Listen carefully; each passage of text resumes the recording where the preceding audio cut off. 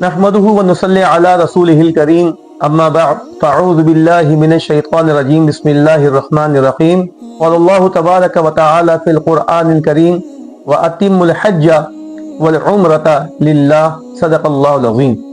आज मैं आप हज़रात के सामने उम्रे के फ़राइज़, वाजिबात और सुन्नतों की बात रखूँगा।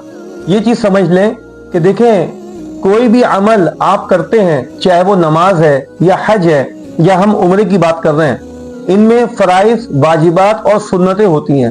फ़राइज़ उस अमल को कहते हैं कि अगर आपने उसको पूरा नहीं किया तो आपका वो अमल होगा ही नहीं, आपको सिरे से दोबारा करना होगा। वाजिब अमल उसको कहते हैं कि जिसका करना ज़रूरी तो बहरहाल है, लेकिन किसी उज़्र की वजह से आपसे तर्क हो गया तो उसका कोई जुर्माना, कोई दम, या जैसे नमाज में हम सिजदा सहू करते हैं तो उससे हमारी नमाज दुरुस्त हो जाती है। तो इसी तरह उम्रे के अंदर भी वाजिब अमल वो है कि अगर आपका वो रह गया तो आप दम वगैरह के जरिए से हलाल हो सकते हैं। और इसी तरह सुन्नतें, एक ईमान वाले की इबादत उस वक़्त तक उसमें नूरानियत नहीं आती जब तक उसके अंदर नबी की सुन्नतों का एहतमाम ना हो। उम्रे के फ़राइज़ दो हैं, इनको अच्छी तरह अपने जहन में आप रख लें। इन दो फर्जों का एहतमाम जरूरी है। अगर दो फर्जों में से कोई भी एक फर्ज रह गया तो आपका उम्रा अदा ही नहीं होगा, चाहे आप जितने भी दम दे दें। वो कौन कौन से फर्ज हैं? नंबर एक, उम्रे की नियत से उम्रे का एहराम बांधना। ठीक है, अब इसके अंदर कुछ तफसीर है, वो इंशाल्लाह मैं आपको आइंदा वीडियो में बताऊंगा। दूसरा फर्ज क्या है?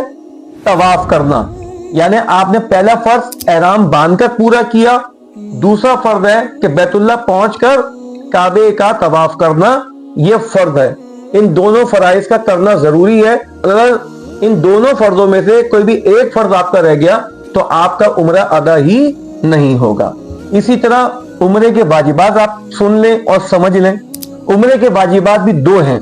नंबर एक, सफा और मरवा, ये दो पहाड़ियां हैं, इनके दरमियान सही करना। सफा और मरवा के दरमियान चक्कर लगाना, ये कहलाती है सही, जो कि उम्रे का वाजिब है, नंबर एक। इसी तरह नंबर दो, सई, यानी सफा और मरवा के चक्कर लगाने के बाद आप या तो हलक करवाएंगे अपने बालों का या कसर करवाएंगे। हलक मतलब बिल्कुल ब्लेड से साफ, या कसर मतलब पूरे सर के बाल एक एक पोरे के मुताबिक आप कटवाएंगे, ये कहलाता है कसर। और यहाँ पर कसर के मुतालिक मैं आपके सामने बात रख दूं कि अल्लाह के रसूल सल्लल्लाहु अलैहि वसल्लम ने दो दुआएं हल्क करने वालों को दी, लेकिन कसर करने वालों को इस किस्म की दुआ नहीं दी। तो अफजल यही है कि आप उम्रा मुकम्मल करने के बाद हल्क करवाएं, यानी मुकम्मल ब्लेड फिरवाएं। ये हो गए उम्रे के दो वाजिबात। इसी तरह सुन्नतें, उम्रे के अंदर सुन्नत एक ही है, वो भी मर्दों के लिए, कि शुरू के 3 चक्करों में जो आप तवाफ कर रहे हैं उम्रे का, उसके शुरू के 3 चक्करों में अकड़ कर चलना और थोड़ी सी तेज चाल चलना। आमतौर पर आप वहां मुशाहिदा करेंगे कि लोग आपको भागते हुए नजर आएंगे, तो भागना नहीं है, रमल एक नॉर्मल रूटीन से हटकर थोड़ा सा अकड़ कर चलना और थोड़ा सा जरा तेज चलना, ये कहलाते हैं रमल। ठीक है। और दूसरी सुन्नत, यानी इनको एक ही शुमार किया है, दूसरा है इस्तिबा, यानी पूरे उम्रे के तवाफ के अंदर अपने सीधे कंधे को खोल कर रखना। पूरे तवाफ के अंदर अपने सीधे कंधे को एहराम से ढांकना नहीं है, आपने हाथ को खुला रखना है, यानी ये कंधा आपका खुला रहे, ये कराता है इस्तिबा। तो उम्रे के फराइज दो हैं, उम्रे की नियत से एहराम का बांधना और एहराम बांधने का तरीका और उसकी तफसीर इंशाल्लाह आइंदा वीडियो में होगी।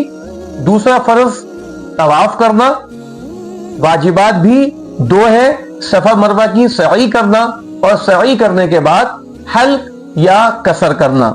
सुन्नत एक ही है कि शुरू के 3 चक्करों में रमल यानी अकड़ कर चलना और इस्तिबा यानी तवाफ के 7 चक्करों में अपने सीधे कंधे को खोल कर रहना।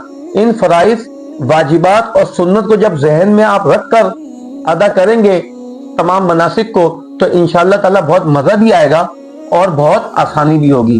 باقی احرام کی پابندیاں یا دیگر چیزیں انشاءاللہ آئندہ ویڈیو میں.